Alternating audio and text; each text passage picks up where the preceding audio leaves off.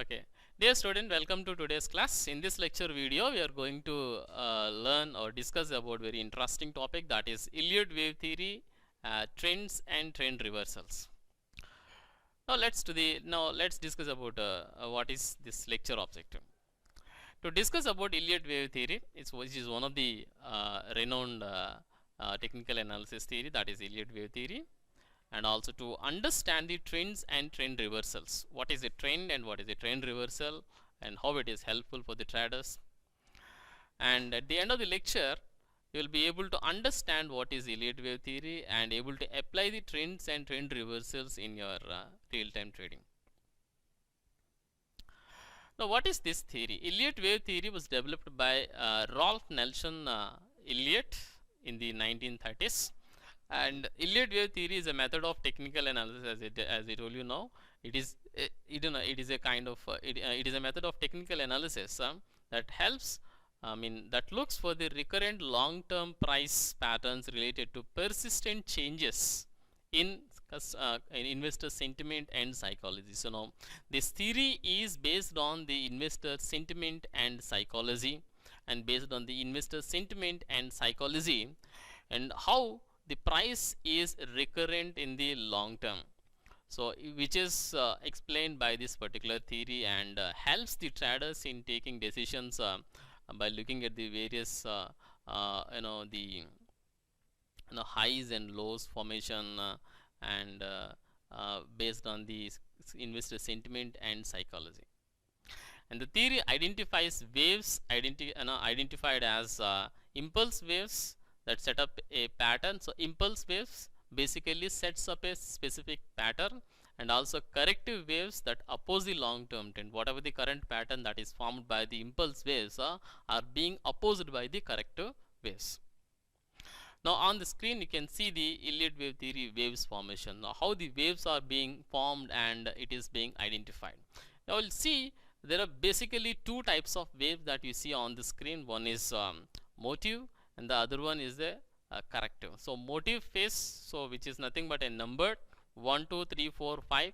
So these waves are known as the motive waves, so which forms basic trend in the market.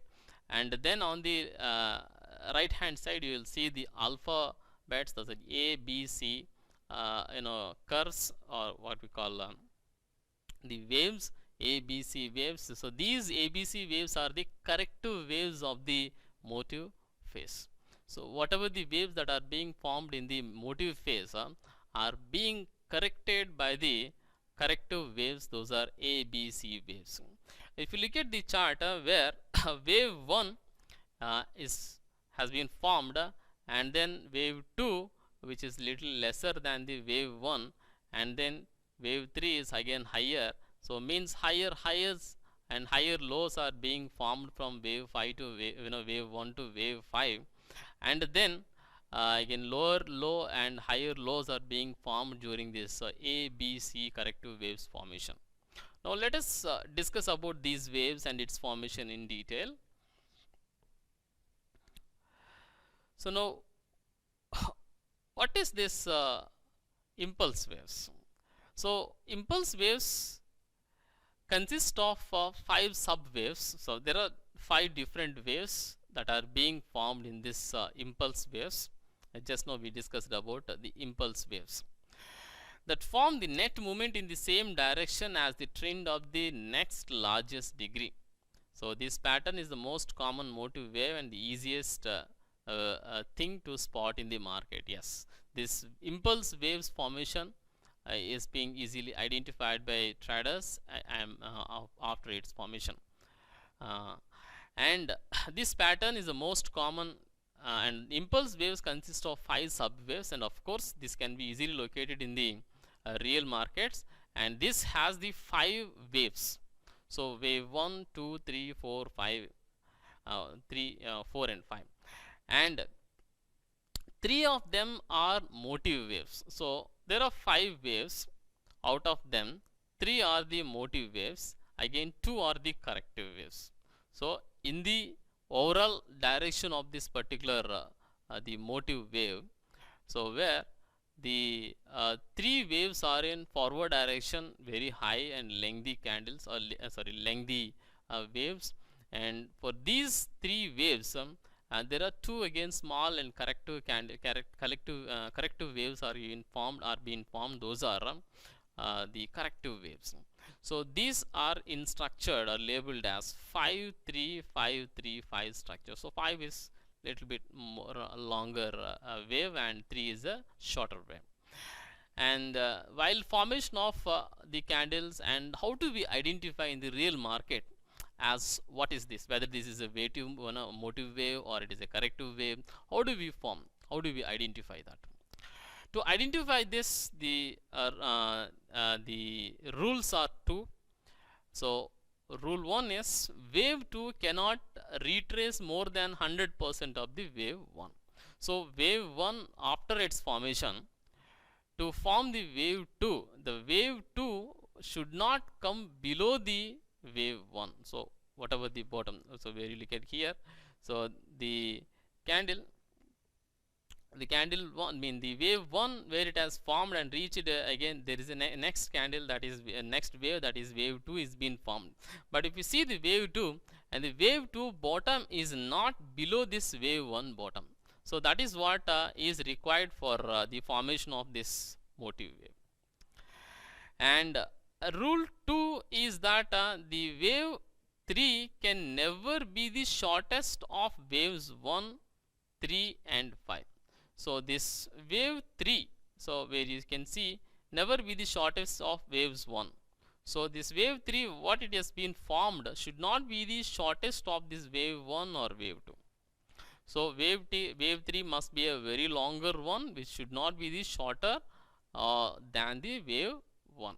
That is the next criteria or the rule of impulse waves. And also 3 and 5, even this wave should not be the shortest of even wave 5 also.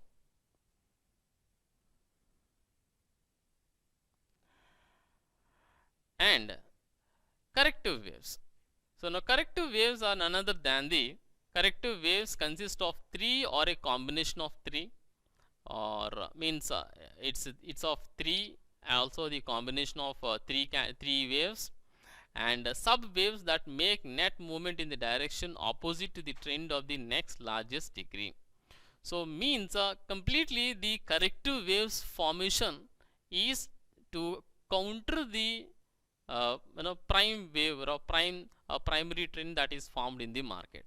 So the primary trend that we have seen in the motive waves, what it has formed in the motive waves, the trend is being countered by this corrective waves. So it is countered as, suppose if that is in the upward direction, then the corrective waves are formed in the downward direction.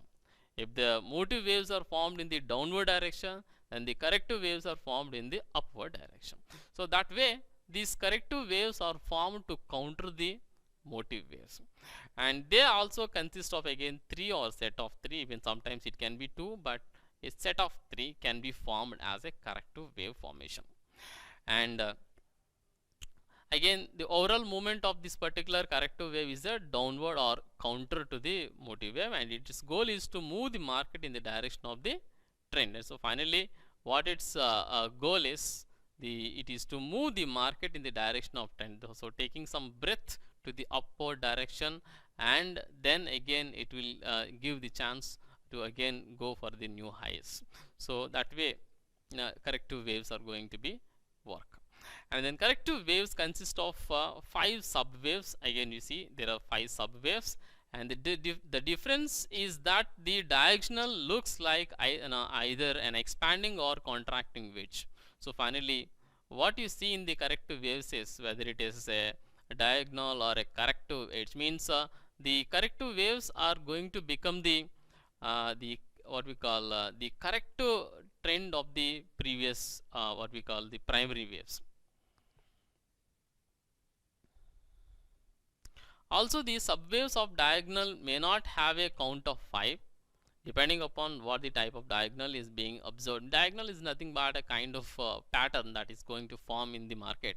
So the pattern what it is going to form, sometimes they may form completely the 5 waves of the corrective wave, sometimes it may settle down with 3 or mean 4 waves formation, or maybe 3 waves formation, even 2 waves formation also. So that way the corrective waves are going to be formed, and each subwave of the diagonal never fully retraces the previous subwave, and subwave 3 of the diagonal may not be the shortest wave. So subwave 3 may not be the shortest of the shortest of the other subwaves. Now how these the the subwaves and the impulse waves and corrective waves are being used. These impulse and corrective waves are nested in a self-similar factorial to create larger patterns. So finally, the combination of impulse waves and the what we call the corrective waves collectively gives a kind of a view to the trader that the market is going to either go in upward direction or move in a downward direction or such. So means the combination of impulse waves and subsequent formation of corrective waves gives an advantage to the trader to understand that the current underlying trend is going to be continued, or the corrective trend is going to be completed and the new fresh reversal trend is going to be formed. That kind of the picture is being given by this impulse and corrective waves formation. That you can say by taking example on a 1 year chart, maybe the midest of the corrective wave, but the 30-day chart may show a developing impulsive wave. Means so if the impulse waves are being formed in one type of what we call time frame, and the other time frame may show the other kind of impulse waves and the corrective waves. Say for example, an uptrend is formed in the uh, maybe say daily chart, and there may be a downtrend, or maybe the corrective trend can be seen in a 30-minute chart, maybe hourly chart also. So that's what is important. Trader has to understand and interpret the Elliott wave formation, and based on that the trader is able to take it, must be able to take a decision. So the finally the and the aim of this impulse and corrective waves formation is to understand the sentiments and sentiments of the traders and the behavior of the different traders, so who are trading in the stock market, how do they behave, and finally based on this behavior the impulse waves and corrective waves are going to be formed, and they will give the relevant information for the traders to take their decisions.